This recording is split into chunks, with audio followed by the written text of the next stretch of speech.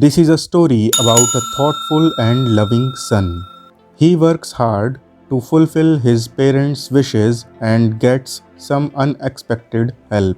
यह कहानी एक विचारशील और प्यारे बेटे की है। वह अपने माता पिता की इच्छाओं को पूरा करने के लिए कड़ी मेहनत करता है और उसे एक अप्रत्याशित मदद, यानी ऐसी मदद जिसका कोई अनुमान नहीं लगा सकता, ऐसी मदद उसे मिलती है। The young woodcutter named Taro lived with his mother and father on a lonely hillside. All day long he chopped wood in the forest. Though he worked very hard, he earned very little money. This made him sad, for he was a thoughtful son and wanted to give his old parents everything they needed. एक युवा लकड़हारा, लकड़ी काटने वाले को लकड़हारा कहा जाता है, जिसका नाम टारो था, वह अपने माता पिता के साथ एकांत में पहाड़ के पास रहता था। पूरे दिन वह जंगल में लकड़ी काटा करता था। हालांकि उसका काम बहुत मेहनत वाला था, पर उसे बहुत कम पैसे मिला करते थे। इस बात से वह दुखी था, क्योंकि वह एक विचारशील बेटा था और वह अपने माता पिता को हर चीज़ देना चाहता था जो उनके लिए आवश्यक थी या ज़रूरी थी। One evening, when Taro and his parents were sitting in a corner of their hut, a strong wind began to blow. It whistled through the cracks of the hut and everyone felt very cold. Suddenly, Taro's father said, "I wish I had a cup of sake. It would warm me and do my old heart good." एक शाम जब tarot और उसके माता पिता अपनी झोपड़ी में एक किनारे पर बैठे थे, एक जोर से हवा चली। वह इतनी तेज चल रही थी कि झोपड़ी की क्रैक्स यानी कि दरार से होते हुए सीटी की आवाज़ निकालते हुए हर किसी तक पहुंच रही थी और सभी को ठंड लग रही थी। तभी टारो के पिता ने कहा कि काश मेरे पास एक कप सेक होता। सेक एक प्रसिद्ध जापानी पीने के पदार्थ को कहते हैं जो गर्म होता है। इसलिए ऐसे ठंड के समय में टारो के पिता को सेक पीने की इच्छा हो रही थी। सेक को समझने के लिए आप हिंदी में इसे काढ़ा भी कह सकते हैं। सेक मुझे गर्मी देता और मेरे बूढ़े दिल को अच्छा लगता, टारो के पिता ने कहा। This made Taro sadder than ever, for the heart-warming drink called sake was very expensive. How do I earn more money? He asked himself. How do I get a little sake for my poor old father? He decided to work harder than before. इस बात ने tarot को बहुत दुखी कर दिया, क्योंकि दिल को पसंद आने वाला गरम सेक या ड्रिंक महंगा था। उसकी कीमत बहुत ज़्यादा थी। मैं भला कैसे इतना धन कमा सकूंगा? उसने अपने आप से कहा। मैं कैसे अपने बूढ़े गरीब पिता के लिए सेक या काढ़े का बंदोबस्त करूंगा? अब उसने पहले से भी अधिक मेहनत करने का निर्णय ले लिया।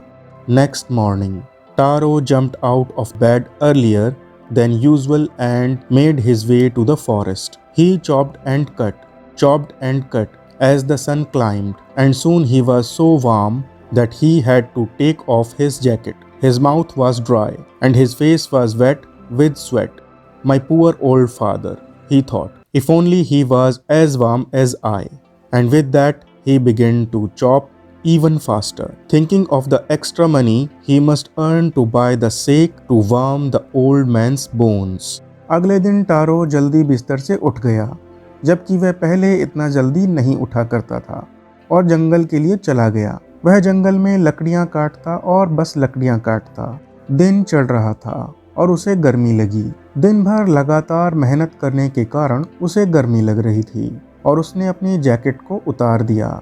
गर्मी के कारण उसका गला सूख रहा था और उसका चेहरा पसीने से पूरी तरह गीला हो चुका था। वह सोचता है, काश मेरे बूढ़े पिता भी इतने गर्म हो पाते जितनी गर्मी मुझे अभी महसूस हो रही है।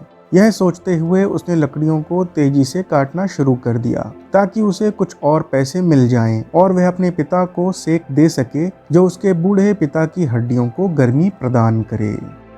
Then suddenly, Taro stopped chopping. What was that sound he heard? Could it possible be rushing water? Taro could not remember even seeing or hearing a rushing stream in that part of the forest. He was thirsty. The axe dropped out of his hands, and he ran in the direction of the sound. तभी अचानक tarot ने लकड़ियों को काटना बंद कर दिया। वह क्या आवाज़ है जो उसने सुनी? क्या यह बहते हुए पानी की आवाज़ है? टारो को बिल्कुल भी याद नहीं आ रहा था कि वहाँ जंगल के उस भाग में पानी की कोई धारा भी थी। वह प्यासा था। कुल्हाड़ी उसके हाथों से गिर जाती है और वह पानी की आवाज़ की दिशा में दौड़ने लगता है। Taro saw a beautiful little waterfall hidden behind a rock. Kneeling at the place where the water flowed quietly, he cupped a little in his hands and put it to his lips. Was it water or was it sake? He tasted it again and again, and always it was the delicious sake instead of cold water. Taro एक सुंदर झरना देखता है चट्टान के पीछे। झरने से पानी पीने के लिए वह झुका और अपने दोनों हाथों से कप बनाते हुए मतलब ओख बनाते हुए उसने पानी को अपने होठों से लगाया।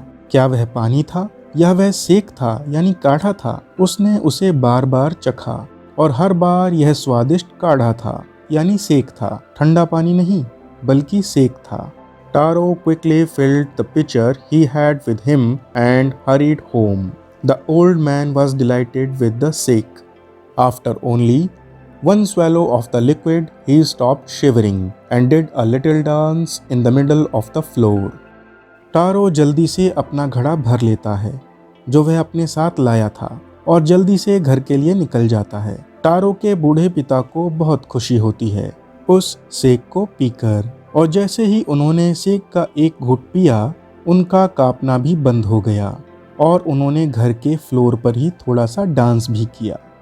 That afternoon, a neighbor stopped by for a visit. Taro's father politely offered her a cup of the sake. The lady drank it greedily and thanked the old man. Then Taro told her the story of the magic waterfall. Thanking them for the delicious drink, she left in a hurry. By nightfall, she had spread the story throughout the whole village. उसी शाम उनकी एक पड़ोसन उनके घर आती है। Tarot के पिता ने विनम्रता के साथ सेक का एक कप उन्हें पीने को दिया। वह बूढ़ी महिला लालच के साथ उस कप को पी लेती है और टारो के पिता को बहुत धन्यवाद कहती है। तब टारो उसे जादुई झरने के बारे में सारी कहानी बता देता है और महिला उसे धन्यवाद बोलकर जल्दी से उनके घर से निकल जाती है। रात होते ही उस महिला ने यह कहानी सारे गांव वालों को बता दी। That evening there was a long procession of the visitors to the woodcutter's house. Each man heard the story of the waterfall and took a sip of the sake. In less than an hour, the pitcher was empty. उस शाम बहुत सारे लोग tarot लकड़हारे के घर आते हैं। हर आदमी ने झरने की कहानी को सुन रखा था और वह उस सेक को पीता है। 1 घंटे से भी कम समय में वह पिचर यानी घड़ा पूरी तरह से खाली हो जाता है। Next morning, Taro started for work even earlier than the morning before. He carried with him the larger pitcher he owned, for he intended first of all to go to the waterfall. When he reached it, he found to his great surprise all his neighbors there. They were carrying pitchers, jars, buckets, anything they could find to hold the magic sake. Then one villager knelt and held his mouth under the waterfall to drink. He drank again and then shouted angrily, "Water! Nothing but water!" Others also tried, but there was no sake, only cold water. अगली सुबह tarot और भी जल्दी काम करता है, जितना उसने पिछली सुबह भी नहीं किया था। वह अपने साथ सबसे बड़ा घड़ा लाता है जो उसके पास था, ताकि वह झरने के पास जाए और वहां से घड़ा भरकर लाए। जब वह झरने के पास पहुंचता है तो हैरान हो जाता है देखकर कि उससे पहले सारे पड़ोसी वहां पहले से ही मौजूद थे। उन्होंने घड़े, बर्तन और बाल्टियां ले रखी थी और बहुत से बर्तन जिनमें वो जादुई काढ़ा या सेक ले जा सकें। तब एक गांव वाले ने झुककर झरने का सेक पीने के लिए अपना मुंह आगे किया। उसने सेक को पिया और फिर पिया और वह गुस्से से चिल्लाया, "पानी है, कुछ नहीं, बस पानी।" औरों ने भी झरने के पानी को चखा, पर वहां कोई सेक नहीं था, वह बस ठंडा पानी था। "We have been tricked," shouted the villagers. "Where is Taro? Let us down him in this waterfall." But Taro had been wise enough to slip behind a rock, where he saw how things were going. He was nowhere to be found. हमारे साथ छल हुआ है, गांव वालों ने चिल्लाते हुए कहा। टारो कहाँ है? चलो उसे झरने में ही डुबो दें। मगर टारो बहुत बुद्धिमान था। वह चुपचाप पहाड़ी के पीछे छुप जाता है। यह देखने के बाद कि गांव वाले गुस्से में हैं और वहां क्या चल रहा है, वह अपने छुपने के स्थान से बाहर नहीं निकलता। गांव वाले उसे कहीं पर भी नहीं खोज पाते। Muttering their anger and disappointment, the villagers left the place one by one. Taro came out from his hiding place. Was it true? He wondered. Was the shake a dream? Once more he caught a little liquid in his hand and put it to his lips. It was the same fine shake. To the thoughtful son, the magic waterfall gave the delicious shake. To everyone else, it gave only cold water. बुदबुदाते हुए गुस्से में निराश हुए गांव वाले उस जगह से एक एक करके निकल जाते हैं। उसके बाद टारो अपने छुपने के स्थान से बाहर आता है। क्या यह सच है कि यह झरने का पानी बस पानी है? वह हैरान होता है। क्या यह बस सपना था? सेक का सपना, काढ़े का सपना? दोबारा से वह थोड़ा सा जल अपने हाथों में लेता है और अपने होठों से लगाकर पीता है। यह तो वही सेक है। उस समझदार पुत्र के लिए वह झरना शेक का झरना बन जाता है। वह जादुई झरना स्वादिष्ट काढ़ा बन जाता है, जबकि सबके लिए वह बस ठंडा पानी ही दिया करता था। The story of Taro and his magic waterfall reached the emperor of Japan. He sent for the young woodcutter and rewarded him with the 20 pieces of gold for having been so good and kind. Then he named the most beautiful fountain in the city after Taro. This, said the emperor, was to encourage all children to honor and obey their parents. A Japanese story retold.